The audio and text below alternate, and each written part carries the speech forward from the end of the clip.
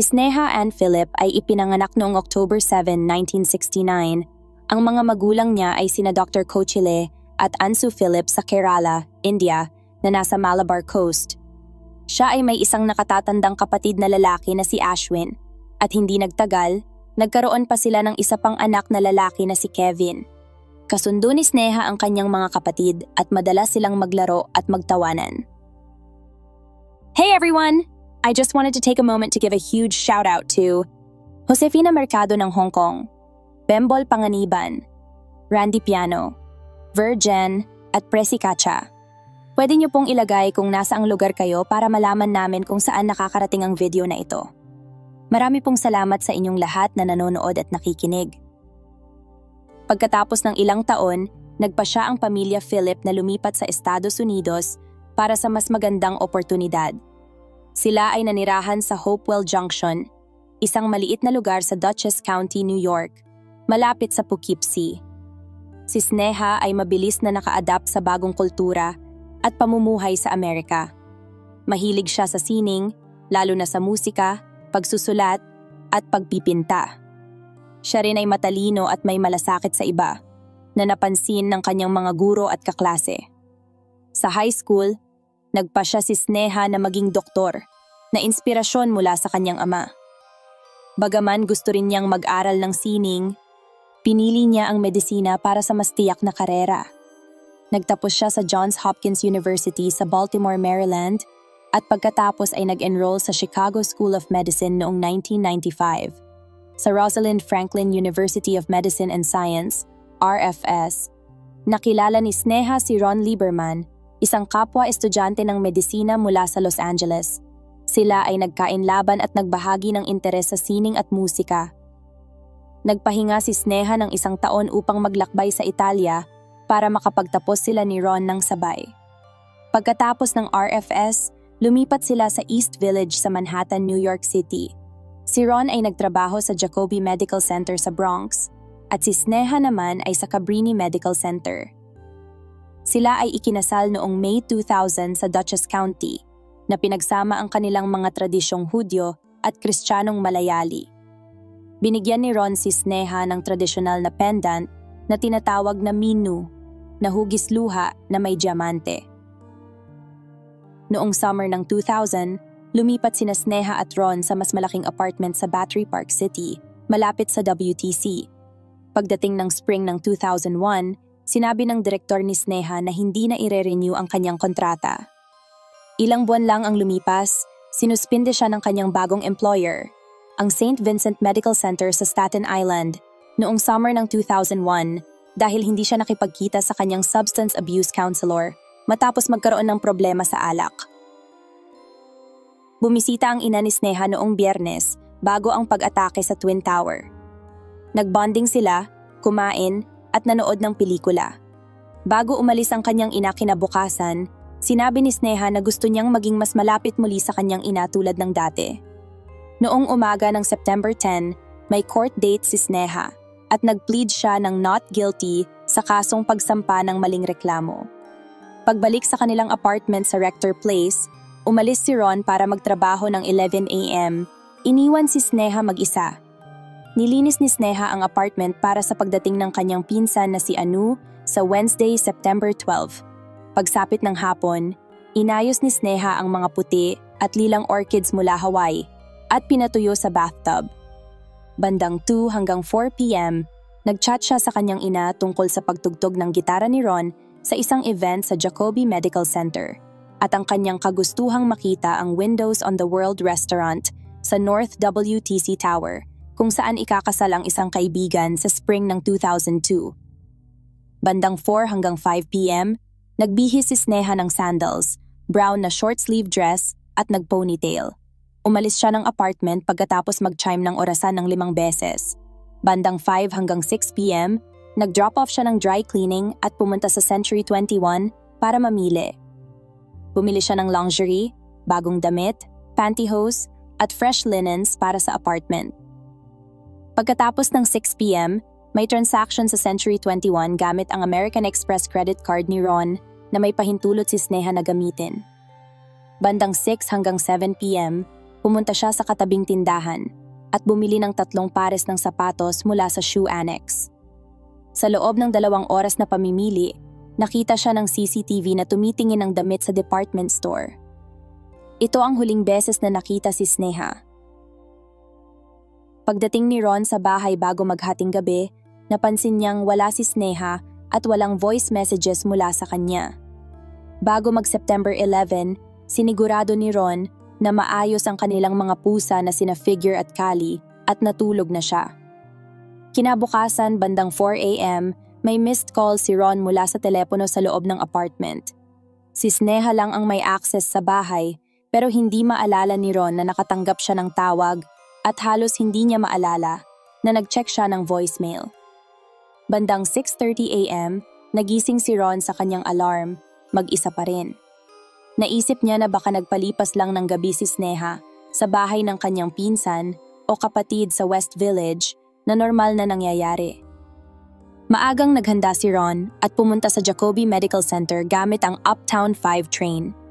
Bandang 8 a.m., dumalo siya sa isang meeting, walang kamalay-malay sa paparating na sakuna. Pagdating ng 8:46 a.m., bumangga ang American Airlines Flight 11, isang Boeing 767 na may 92 passenger, sa pagitan ng 93-99 floors ng North Tower ng World Trade Center sa Manhattan, New York City. Ilang minuto pagkatapos, umalis si Ron sa meeting at nakita ang kanyang mga katrabaho na nagkukumpulan sa harap ng TV. Nakita niya ang balita tungkol sa pagbagsak ng eroplano sa World Trade Center, ilang block lang mula sa kanilang apartment. Agad niyang naisip si Sneha. Sa una, inakala ng lahat na aksidente ang pagbagsak ng eroplano, pero nagbago ang pananaw nila nang bumangga ang United Airlines Flight 77, isang Boeing 767 na may 65 passengers, sa pagitan ng 77-85 floors ng South Tower bandang 9:03 a.m. Sa parehong oras, tinawagan ni Ron ang kanilang apartment sa Battery Park para makausap si Sneha, pero walang sumagot. Nag-iwan siya ng mensahe na may numero ng telepono sakaling bumalik si Sneha. Tinawagan din niya ang ina at kapatid ni Sneha, pero wala rin silang balita tungkol sa kanya. Samantala, patuloy ang mga nakakatakot na pangyayari ng September 11 sa buong Estados Unidos. Bandang 9:37 a.m., bumangga ang American Airlines Flight 77 sa kanlurang bahagi ng Pentagon sa Washington, D.C. Bandang 9:57 a.m., sinubukan ng mga pasahero ng United Airlines Flight 93 na agawin ang eroplano mula sa mga hijacker na patungo sana sa Capitol Building sa Washington, D.C. Pagkatapos, sa loob ng 30 minutes, bumagsak ang South Tower ng World Trade Center bandang 9:59 a.m. Bumagsak ang Flight 93 sa Somerset County, Pennsylvania, bandang 10:03 a.m. At bumagsak ang North Tower ng World Trade Center bandang 10:28 a.m. Habang nagkakagulo sa Manhattan at sa buong Estados Unidos, nag-iisa si Ron at iniisip ang mga posibleng nangyari kay Sneha. Mula sa pagkidnap hanggang sa pagiging biktima ng pag-atake sa World Trade Center. Pagkatapos ng ilang oras ng pag-aalala, nagpasya si Ron na umalis sa trabaho at hanapin ang kanyang asawa bandang 3 p.m. Dahil sa mabigat na trapiko sa New York City noong 9/11, napilitan siyang sumakay sa isang ambulansya papuntang Ground Zero. Tumagal ng 6 na oras ang biyahe, bandang 9 p.m., dumating si Ron sa Tribeca at nakita na naka-cordon off na ng NYPD ang lugar ng pagbagsak ng World Trade Center. Ginamit niya ang kanyang medical credentials para makapasok at tumakbo sa kanilang apartment. Sa kasamaang palad, dahil sa pagkawala ng kuryente, nakalock ang mga pinto at kinailangan niyang magpalipas ng gabi sa bahay ng kaibigan sa West Village. Kinabukasan, September 12, bumalik si Ron sa Battery Park at nakapasok na sa kanilang apartment building.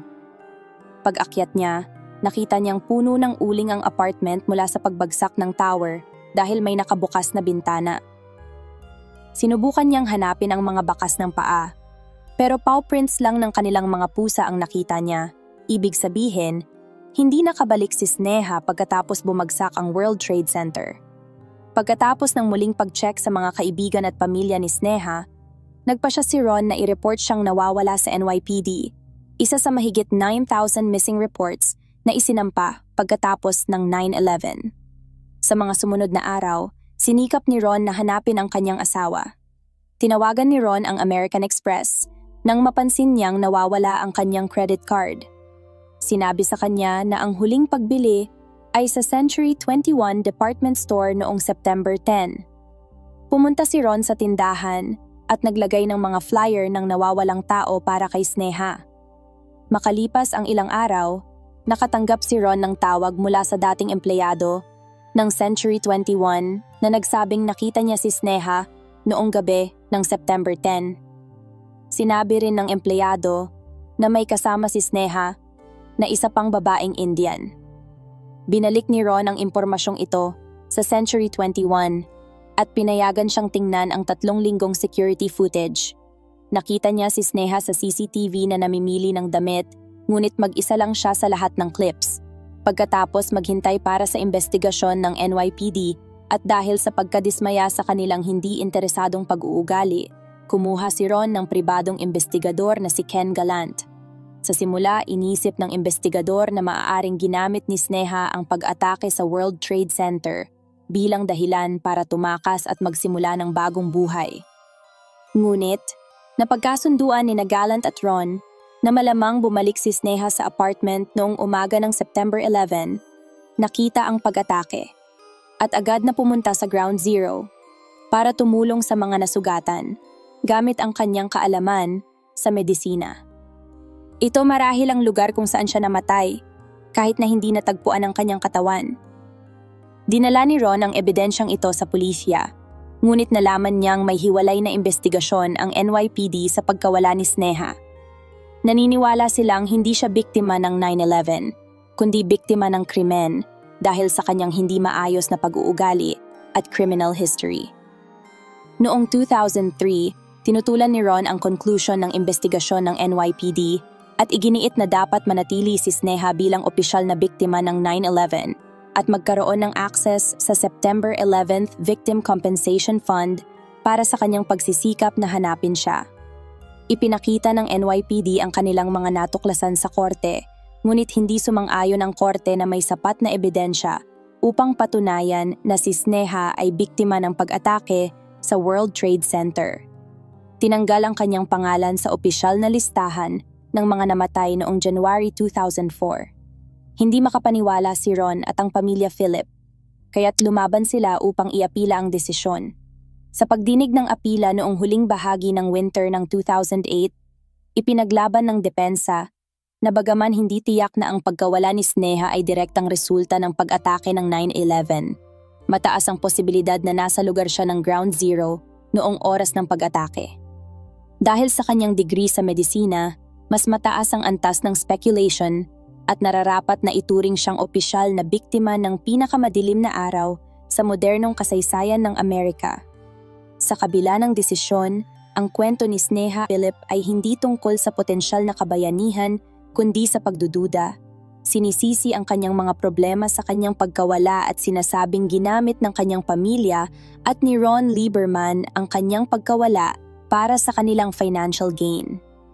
Hindi na kailangang sabihin na sa lahat ng 9,000 report ng nawawalang tao na dumaan sa mga ahensya ng nagpapatupad ng batas sa mga araw at linggo pagkatapos ng pag-atake ng 9/11, karamihan sa kanila ay may kasamang malungkot na katotohanan na karamihan, kung hindi man lahat, ay mawawalan ng ebidensya at mga lead. Sobrang dami ng kaguluhan at hysteria para magkaroon ng maayos na investigasyon. Marami sa mga ulat na ito ay mga duplicate o mga kaso kung saan natagpuan ng pulisya o ng mga pamilya ang biktima na isa sa mga nasawi sa pag-atake. Kung may positibong anggulo, ito ay ang maraming bahagi ng New York City ay may mga security camera at CCTV system sa bawat sulok. Ngunit maraming security camera ang na-disable o iniwan noong umaga ng 9/11 at sa mga sumunod na araw. Sinikap ng mga awtoridad sa lokal, estado, at federal na antas na makuha ang mas maraming footage sa New York City para malutas ang 9/11 plot.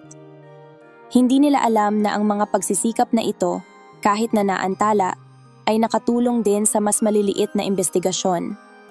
Ito ang eksaktong sitwasyon na nakaapekto sa paghahanap kay Sneha Ann Philip at nagbigay ng pinakamahalagang pahiwatig sa kung ano ang maaaring nangyari sa kanya noong gabi ng September 10 o sa mismong araw ng September 11.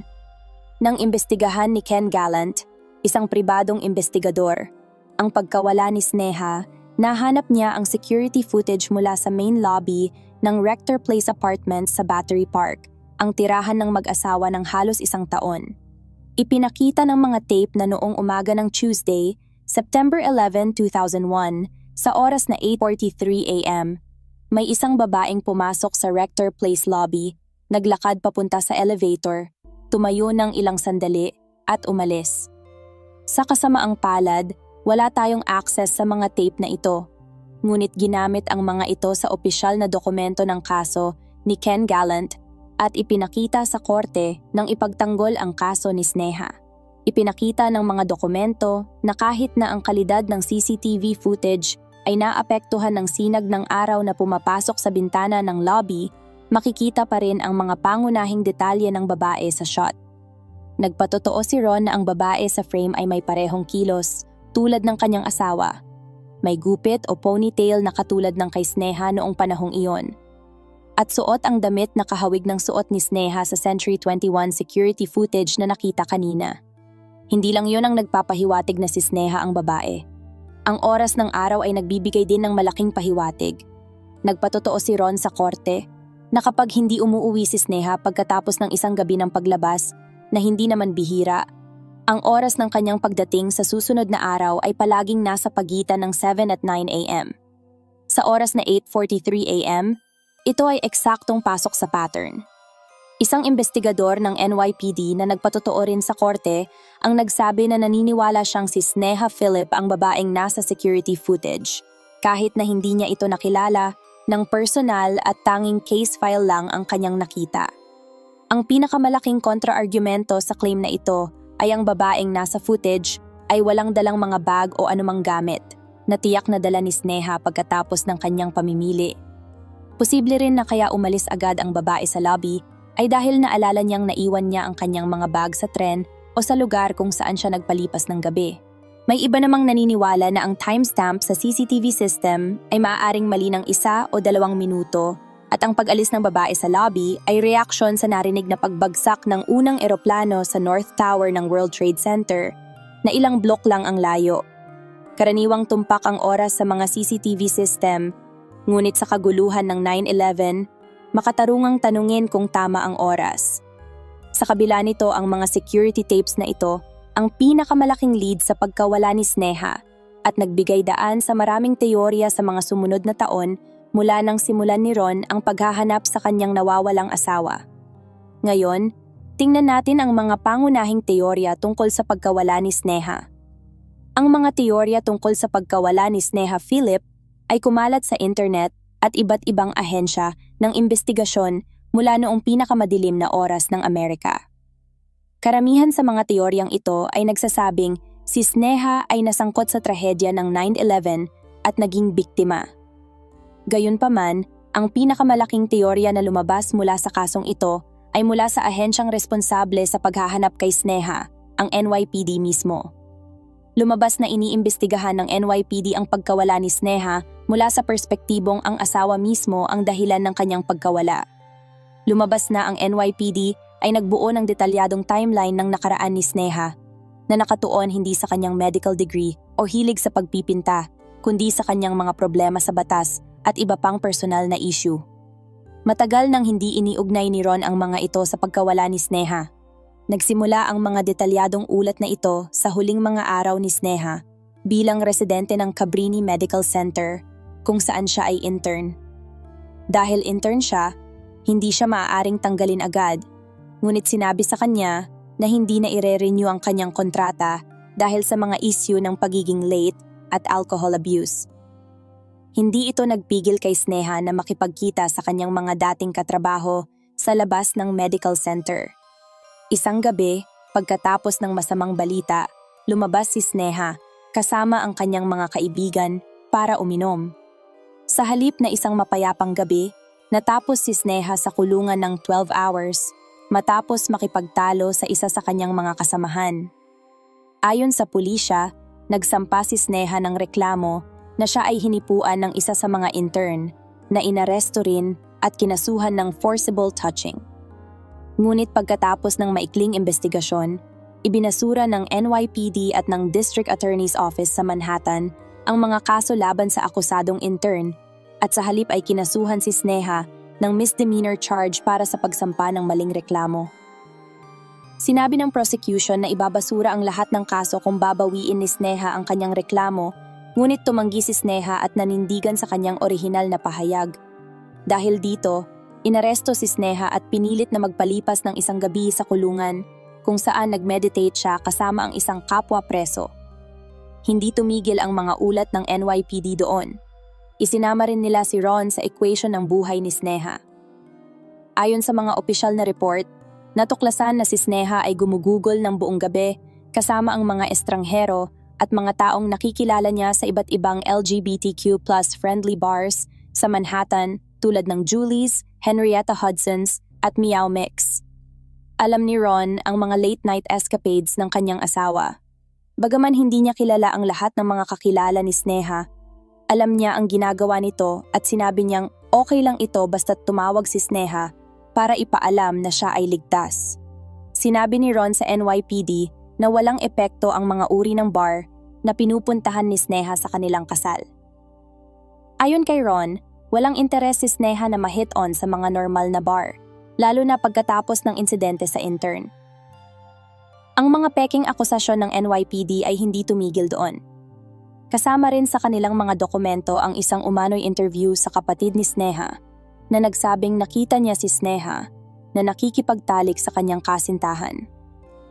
Ngunit nang tanungin ang kapatid ni Sneha sa pagdinig ng apila, mariin niyang itinanggi ang mga pahayag na ito at ang pakikilahok sa anumang interrogation tungkol sa sitwasyon.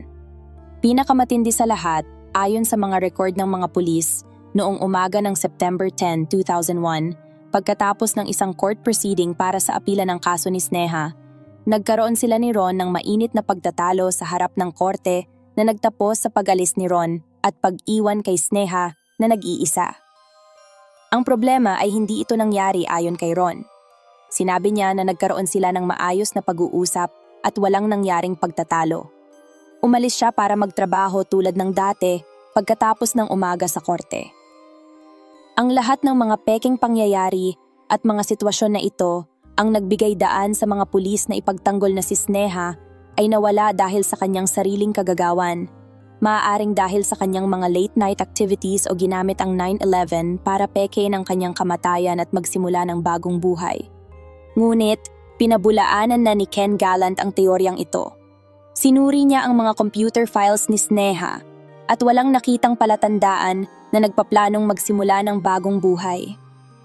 Iniwan din ni Sneha ang halos lahat ng kanyang credit cards, driver's license, passport, at eyeglasses sa apartment. Ang eyeglasses ang pinakamalaking palatandaan dahil bihira siyang lumabas ng New York City nang hindi dala ang mga ito. Kung hindi umalis si Sneha, maaaring napatay siya noong gabi ng kanyang paglabas, tulad ng unang iniisip ng NYPD. Bagaman hindi imposible, hindi rin ito malamang. Hindi ito ang unang beses na lumabas si Sneha at nakipagkita sa mga bagong kaibigan sa mga bar at apartment sa lungsod. Alam niya ang kanyang ginagawa at kung sino ang dapat iwasan. Alam din niya ang mga panganib na kinakaharap ng mga babae sa mga bar sa isang malaking lungsod. Walang criminal pattern noong gabi ng September 10 na magbibigay daan sa isang murder investigation. Walang unsolved homicides, walang unidentified na babaeng Indian, walang bar shootings o reported kidnappings. Halos walang naiulat na krimen noong September 11 at isa lang ang unsolved homicide na nai-report sa pagtatapos ng araw. Wala ring pattern ng pagkawala ng mga tao sa New York City sa mga araw bago at pagkatapos ng 9/11, maliban sa mga biktima ng Twin Towers. Ang tanging hindi pa nalulutas na kaso ng nawawalang tao mula sa linggo ng September 11 ay ang kaso ni Fernando Molinar. Huling nakita o narinig mula kay Molinar noong September 8, 2001 nang kausapin niya ang kanyang ina tungkol sa kanyang bagong trabaho malapit sa World Trade Center sa isang lokal na pizzeria. Hindi pa siya nagsisimula sa trabaho at hindi alam ang eksaktong petsa ng kanyang pagsisimula. Bagaman mukhang halatang biktima ng 9/11, tinanggihan ng isang hukom sa Dutchess County ang petisyon na ilista siya bilang opisyal na namatay noong January 2004. Ang problema ay halos walang ebidensya ang pamilya upang patunayan na si Fernando ay nasa malapit sa World Trade Center o kahit nasa lungsod noong Setyembre 11, 2001. Siya ay isang illegal na immigrant at ang kawalan ng anumang dokumentasyon tungkol sa kanyang buhay sa New York City ay nag-udyok sa mga autoridad na alisin siya sa opisyal na bilang ng mga namatay. Sinasabi ng pamilya na si Molinar, na iba ang spelling ng apelyido kumpara sa kanyang ina, ay dumating sa lungsod noong siya ay 16 years old noong 1998. Naguhugas siya ng pinggan at nagde-deliver ng pizza. Nakibahagi siya sa isang maliit na apartment sa downtown kasama ang 2 pang lalaki, na pawang mga illegal immigrant din. Matapos hindi umuwi si Fernando noong gabi ng 9/11, tinawagan ng mga kasama niya sa bahay ang kanyang ina at ginugol ang susunod na linggo sa paghahanap sa kanya. Pagkatapos ay nawala rin sila, natatakot na ang investigasyon sa kanyang pagkawala ay maglalantad sa kanilang iligal na katayuan. Walang tunay na koneksyon sa pagitan ni Sneha at Molinar maliban sa pareho silang mga migrante sa Amerika. Sa huli, may mga palatandaan na si Sneha ay buhay pa hanggang 1 minuto bago bumagsak ang eroplano sa Twin Towers noong 9/11. Pagkatapos ng mga sumunod na malungkot na oras, wala nang palatandaan at si Sneha Ann Philip ay nawala tulad ng halos 3,000 na iba pa. May posibilidad pa rin na matukoy ang mga labi ni Sneha. Nakolekta ng mga investigador ang mahigit 22,000 piraso ng mga buto ng tao. Mula sa Ground Zero pagkatapos ng paglilinis, matapos ang 9/11, at marami pa ang hindi nasusuri para sa DNA na isinumite ng mga pamilya ng mga biktima na nais malaman ang kapalaran ng kanilang mga mahal sa buhay.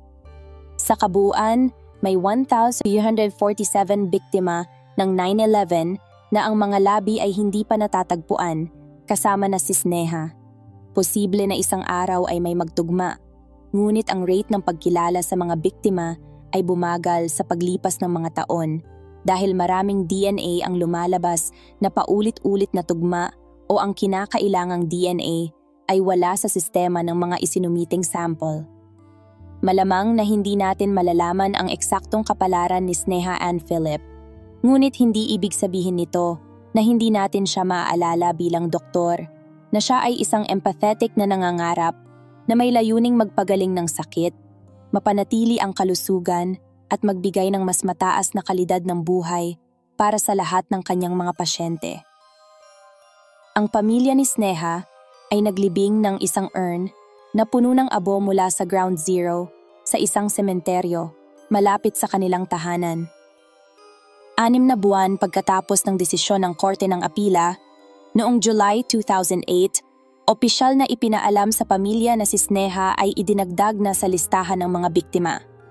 Walang natagpo ang pisikal na labi para sa higit sa 1,000 biktima ng mga pag-atake sa World Trade Center, ngunit ang pamilya ni Sneha ay umaasa na ang mga alahas na suot niya noong mga pag-atake, na kasama ang mga diamante ay mahahanap at maikumpara sa mga larawan na ibinigay ng pamilya sa city clerk.